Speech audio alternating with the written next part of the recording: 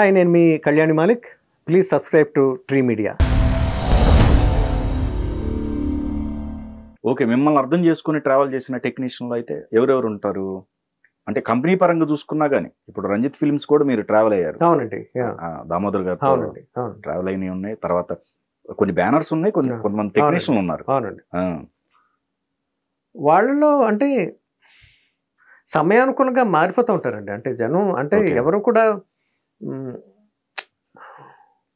Correct చెప్పాలంటే ఇప్పుడు రాజమౌళి లాగా సుకుమార్ గారి లాగా ఉన్న డైరెక్టర్స్ చాలా అరుదండి.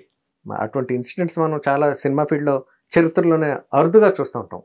ఓకే, ప్రొడ్యూసర్ మురారి గారు, ఆయన మహాదేవన్ గారు తప్ప ఏ డైరెక్టర్ అయినా ఏ హీరో అయినా ఆయన మహాదేవన్ గారు అంటే చాలా ఇష్టం అండి. Right right. ఆయనే మ్యూజిక్. Okay okay. ఎన్ని అడ్డంకులు వచ్చినా ఆయన అంటే ఇంకా సినిమా ఎలా ఉన్నా సరే మ్యూజిక్ డిపార్ట్మెంట్ అంతా కూడా ఆయనే ఓకే చేసుకునేవారండి.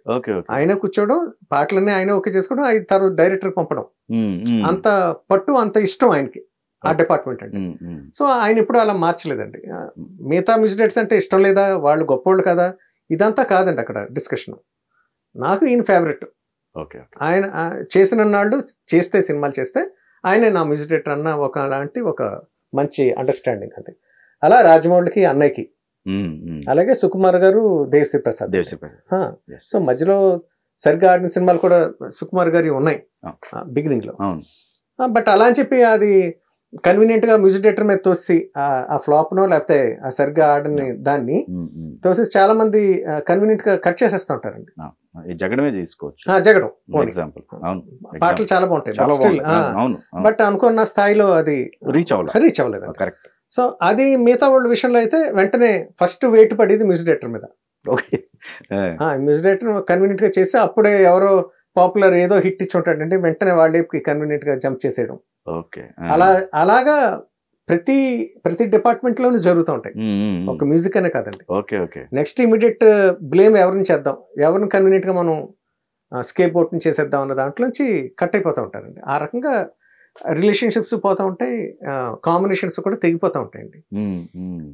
తెగని కాంబినేషన్స్ అంటే రాజమౌళి అండ్ సుకుమార్ గారు.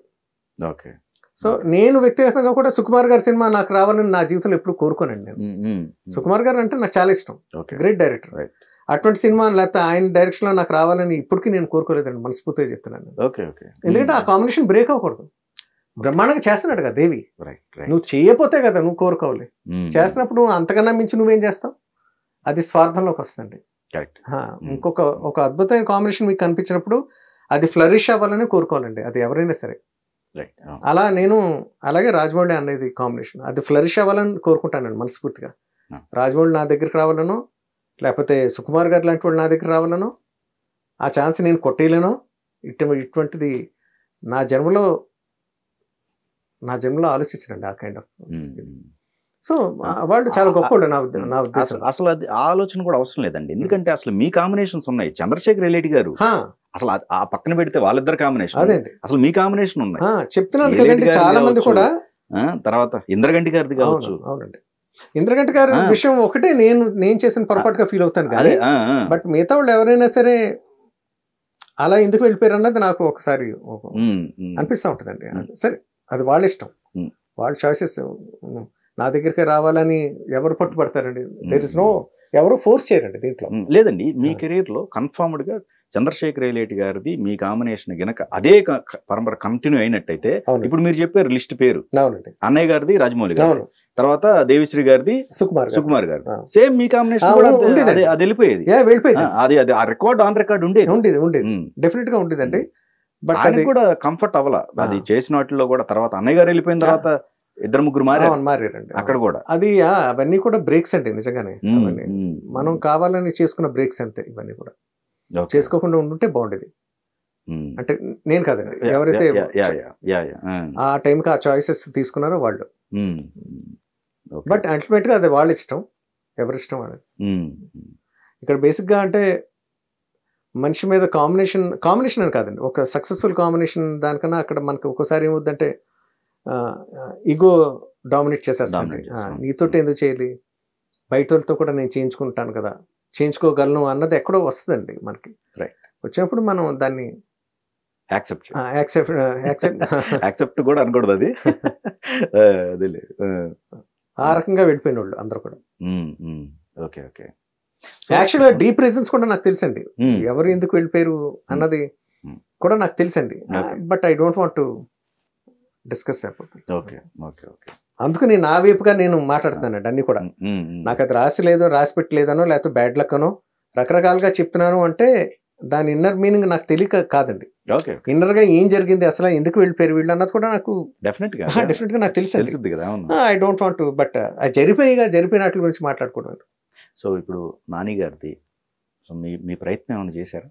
చాలా 100 సార్లు అండి.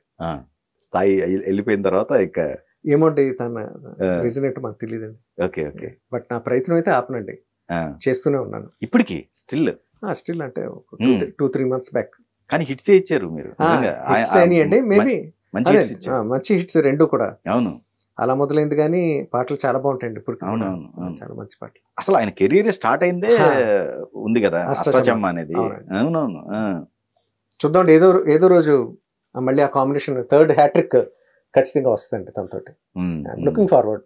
మీరు కొంతమంది హీరోలు, పెద్ద హీరోలకు సంబంధించి కూడా ఒక ప్రయత్నం జరిగినప్పుడు కూడా నా దాకా రాలేదన్నారు. అవునండి. అప్పటికి మధ్యలో మీరు అన్న దాన్ని చూస్తున్నట్టయితే మధ్యలో మంచి హిట్సే పడ్డాయి మీకు. 1-2 చిన్న సినిమాలు తప్ప మిగతా అన్ని కూడా హిట్స్ పడ్డాయి. అవునండి. పెద్ద సినిమాలు అవి వదిలేద్దాం 2 సినిమాలు, బాలయ్య బాబు గారిది, నాగార్జున గారి మధ్యలో సినిమాలు హిట్స్ ఉన్నాయి. అవునండి. అయినప్పటికి కూడా మీకు అవకాశం లేదండి. ఎంత మీరు పెద్దదాకా వెళ్తున్నారు, చిన్నవే రాలేదు. చిన్నోళ్ళు అన్నది నేను తక్కువ చేసి మాట్లాడుతున్నాను కదండి. అబౌట్ అంటే ఒక మీడియం రేంజ్. చిన్న పెద్ద నాకు అలా ఆ ఉద్దేశంతో అన్న మాటలు కాదు. ఓకే. బట్ అలా నేను అప్రోచ్ అయిన వాళ్ళు కూడా నాకు లేదండి, ఇవ్వలేదు. ఓకే.